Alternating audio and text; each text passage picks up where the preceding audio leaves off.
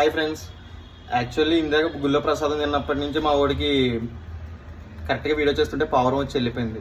సర్లే ప్రసాదం మీద లాగేస్తుంది. సో పులిహోర చేద్దామని చెప్పి కింద సామాన్లు కొనుక్కుని వచ్చాను. రైస్ కుక్ అయిపోయింది, సో కుక్కర్లోంచి తీస్తాను. మొత్తం క్రెడిట్ నేనే తీసుకోవట్లేదు, ఎందుకంటే నేను చాలా మంచిని బేసికల్లీ. సో వీడికి కూడా ఇస్తున్నాను.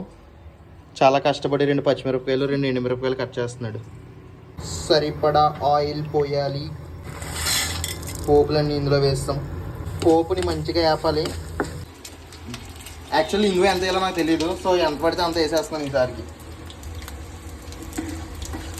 చింతపండు అంతా ఉడికిపోతే ఇంత గట్టిగా అయిపోద్ది అనమాట.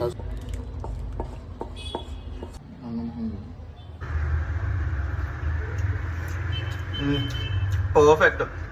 కొంచెం ఇంగో వేస్తే ఇంకా సూపర్ అనమాట.